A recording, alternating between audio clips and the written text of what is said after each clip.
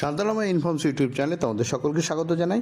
তোমাদের জন্য আজ গ্রামারের উপরে আরেকটি ভিডিও। দেখো পাস্ট পারফেক্ট টেন্সের ভয়েস চেঞ্জ কীরকম হবে, কীভাবে করা হবে সেটার উপরে আজকের ভিডিও।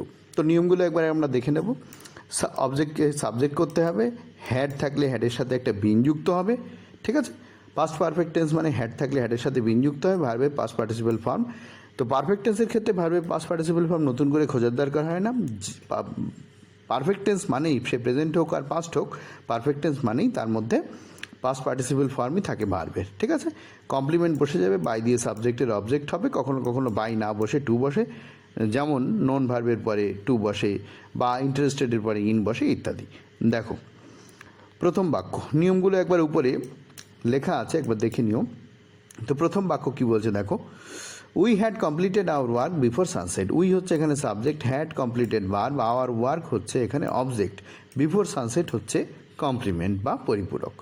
তাহলে সবার প্রথমে কী হবে, সবার প্রথমে অবশ্যই অবজেক্ট হবে, তাহলে আওয়ার ওয়ার্ক হয়ে গেল অবজেক্ট। আচ্ছা, এখানে কিন্তু হ্যাভ হ্যাজ দুটোর মধ্যে যেটা নিয়ম সেটা হবে এমন নয়, এখানে শুধুমাত্র হ্যাডই আছে, সুতরাং ও নিয়ে আর ভাবতেই হবে না, হ্যাড থাকলে হ্যাড হবে। তাহলে আওয়ার ওয়ার্ক হ্যাড বিন, শুধু একটা বিন আনতে হবে, হ্যাড বিন কমপ্লিটেড হলো।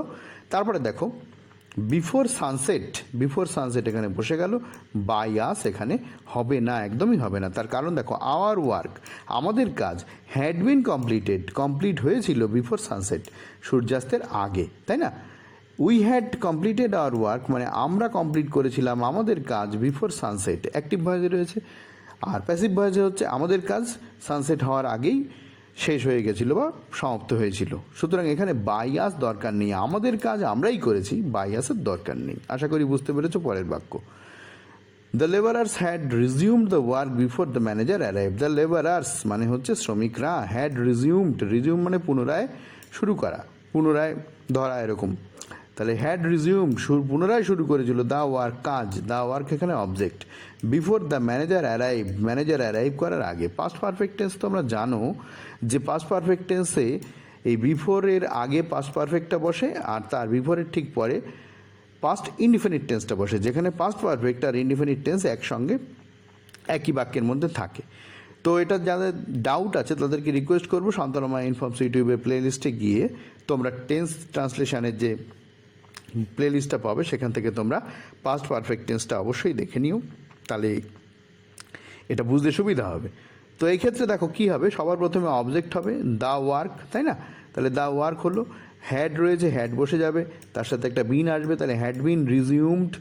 একটু আগেই বলেছি যে পারফেক্ট টেন্সের ক্ষেত্রে যে অ্যাক্টিভ ভয়েসে ভার্বের থার্ড ফর্মই থাকে, ভার্বের থার্ড ফর্ম বা ভার্বের পাস্ট পার্টিসিপল ফর্মই থাকে, নতুন করে পাস্ট পার্টিসিপল খোঁজার দরকার হয় না। তাহলে দ্য ওয়ার্ক হ্যাড বিন রিজিউমড, কাজটি পুনরায় শুরু করা হয়েছিল বাই দ্য লেবারার্স, লেবারার্সের দ্বারা, বিফোর দ্য ম্যানেজার অ্যারাইভড, ঠিক আছে। এখানে তোমরা before the manager arrive by এর আগেও করতে পারো, তবে এইটা বেশি ভালো হয়। The work had been resumed by the labourers before the manager arrived, ঠিক আছে। যদি এই যে বিফোর দ্য ম্যানেজার অ্যারাইভ, যদি এটা ইন্ট্রানজিটিভ ভার্বে আছে, যদি এটা ট্রানজিটিভ ভার্ব থাকে, এরও যদি ভয়েস চেঞ্জ করার সুযোগ থাকে তাহলে কিন্তু এরও ভয়েস চেঞ্জ করে দিতে হবে। আশা করি বুঝতে পেরেছো। পরের বাক্য দেখো কী বলছে, he had disclose the secret before it was evening. He হচ্ছে subject, had disclosed verb, the secret হচ্ছে এখানে object, before it was evening মানে ইভিনিং হওয়ার আগে, বোঝা গেল। Before it was evening, it was evening এটা কিন্তু পাস্ট ইনডিফিনিট টেন্সে রয়েছে, মানে সন্ধ্যা হওয়ার আগেই সে ডিসক্লোজ করলো, সত্যি ঘটনা যেটা সেটা ডিসক্লোজ করলো বা প্রকাশ করলো, ঠিক আছে।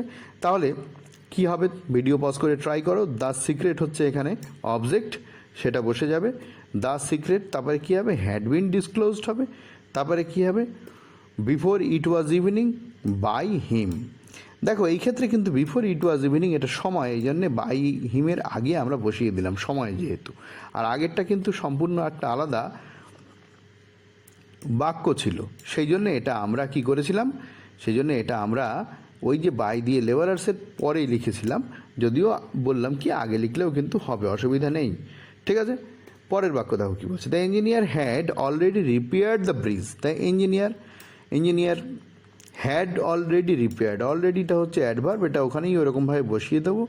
তার মানে কি ইঞ্জিনিয়ার হ্যাড অলরেডি মানে ইতিমধ্যে, রিপেয়ার্ড মানে হচ্ছে রিপেয়ার করা বা মেরামত করা, দ্য ব্রিজকে মেরামত ইতিমধ্যে করে দিয়েছিল। ঠিক আছে, এটা একটি বাক্য রয়েছে এখানে, কিন্তু অনেক আগের ঘটনা, ওই জন্য হ্যাড রিপেয়ার্ড রয়েছে এখানে। ঠিক আছে, মানে ইতিমধ্যেই মেরামত করে দিয়েছিল, অতীতের ঘটনাই বোঝাচ্ছে। তাহলে এখানে সাবজেক্ট হবে কোনটা? দ্য ব্রিজকে টেনে নিয়ে আমাদের সাবজেক্ট করতে হবে, দ্য ব্রিজ হলো।